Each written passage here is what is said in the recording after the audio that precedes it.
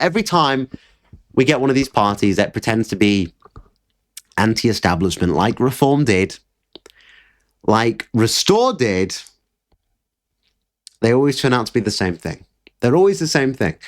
They always turn out to be an establishment party. And we already saw the news yesterday, which me and James Goddard spoke about yesterday, which was from Tom Harwood, saying that he had a conversation with Rupert Lowe, saying that Rupert Lowe said he's going on Joe Rogan's podcast and that he hates the young ethno-nationalists in his party. Now, I will confirm that he is going on Joe Rogan's podcast. That is confirmed information. I know that from sources behind the scenes. But the fact that Rupert Lowe is at a Spectator party, well, what does that tell you? What does that tell you about the people that he's surrounding himself with? Why are you rolling in the mud with these pigs? If you are this based anti-establishment party, why are you rolling in the mud with them? And it's obvious where this is going, because Rupert Lowe is a city banker. He is a rich man. He is a businessman. He's been in business deals with Rishi Sunak's wife. He is basically a Thatcherite. Well, no, he is a Thatcherite. It's just plain blank and simple. He is a Thatcherite. So when he's at these events, and it's extremely, I would say disappointing, but I saw it coming. And I do want to go over some of the people that were there, just so you have an understanding of the people that he's socializing with. These events are invite only. I didn't get an invite. I can't believe I didn't get. Where was my invite to the Spectator party? Why can't I come talk to all the Jews? Why am I banned from the Jews? I thought that was rude. But let me just go over some of the people that he was there with. So the Zionist media mogul, Paul Marshall, who is owner of GB News and The Spectator, very important, the Spectator party, which was started up by a $25 million loan through George Soros. George Soros is the reason that The Spectator was able to be founded. And it was his party, and it was the Spectator Summer Party 2026. Because we all go to Spectator summer parties, right, guys? We all go involve ourselves in Spectator summer parties. But these are some of the people that were there. So you had Matthias Dopfo, who is the CEO of Axel Springer, which is the new owner of The Telegraph, and he's an ultra-Zionist. He was there talking to Kemi Badenoch. You had Morgan McSweeney, the ashamed man that was the head of communications for Keir Starmer, one of the heads of Labour Together, massive Zionist inside of Labour, was behind the election of Starmer as the Labour leader and has now been working behind the scenes to help Burnham become elected. Lived in Israel for a year of his life, massive Zionist. The cooks were from Foreman and Field, which is a Jewish-owned business. You had Shadow Energy Secretary Claire Couto and former Spectator editor Fraser Nelson. Now, why would Fraser Nelson, the man that was involved in the Benefits Britain issue, when he had a vetted interest inside of it because of think tanks, why would he be? Oh, because he worked for the Spectator and it's one big club. You're just not inside of it. You had journalist Gilles Corren. Go do an early life check. And Shadow Education Secretary Laura Trott. You had actress Sophie Winkleman. Go do an early life check. You had Spectator Deputy Political Editor James Healy. Tory boy fucking scumbag. Privately educated scumbags working against our people.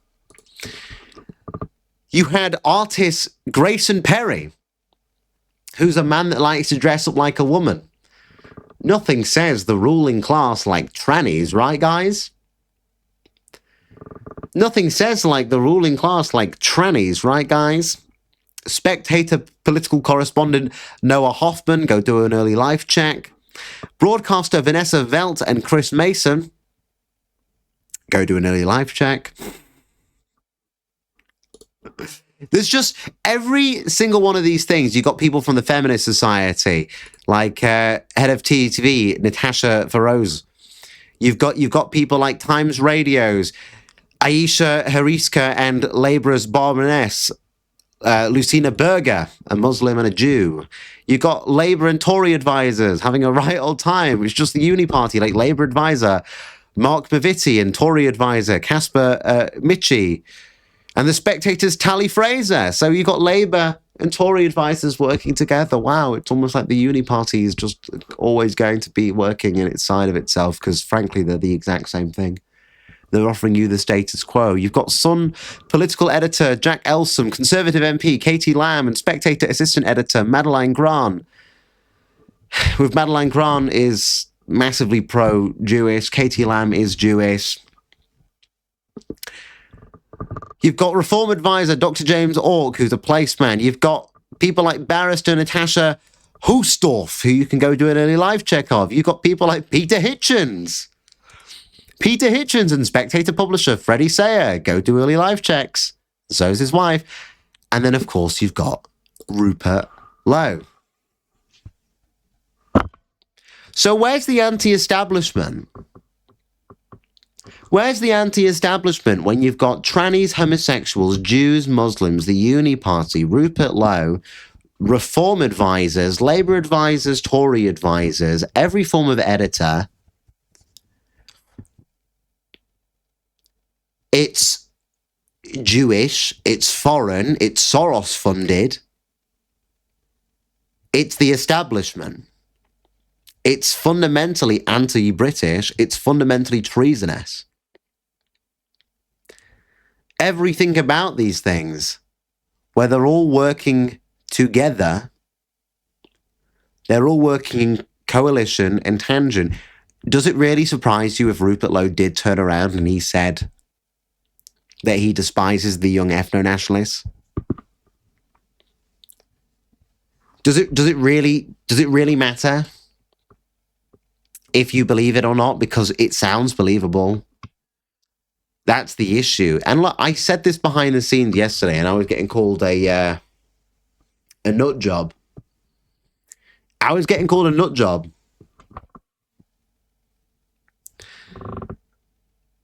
I was getting called a nut job because I was saying, you know what, at this point, Restore seems to me like a vanity project to resurrect the Tory party.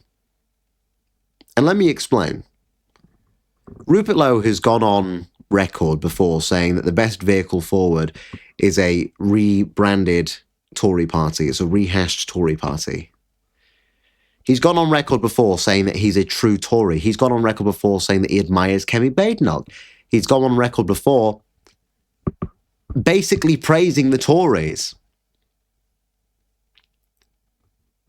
We all know that Nigel Farage has spent his entire career trying to one-up the Tory party because they fundamentally rejected Brexit when he got into politics in the 1980s. And he left the Tory party because of that, because they wanted to join the Euro, because they wanted to join the European markets, because they wanted to join all of this. That's why Farage left. And since then, his goal has been to one-up the Tories. He's finally on track to do that. Rupert Lowe gets kicked out of the party. What would be the best revenge for Rupert? It's not beat Farage at an election, because that's just completely implausible. You cannot even comprehend that. Instead,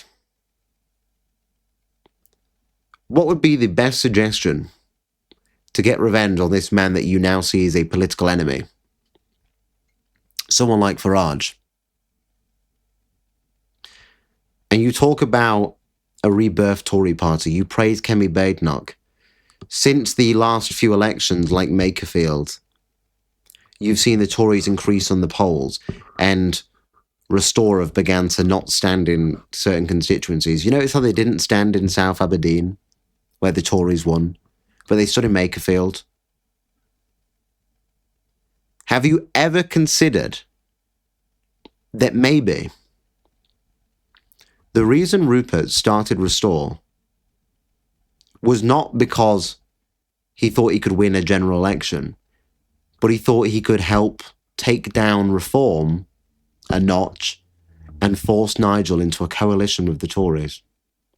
Because current polling shows that the only way to secure any form of stability inside of Parliament would be the Tories and Reform to form a coalition or a pack where Farage stood down in certain seats and the Tories stood down in certain seats. And don't tell me that's not plausible. Don't tell me that's not plausible, because this has happened before. Do you remember the Brexit Party? Farage stood down in multiple different constituencies there to help Boris Johnson secure a majority. You're telling me come 2029, it would not be a plausible idea if Restore had taken the wind out of Farage's sail with Reform, Farage becomes ill and they kick him out of leadership and they give it to somebody like Tice or Zia. And from there, that person is more willing to make a coalition with the Tories. Farage's dreams are completely shattered. And then what?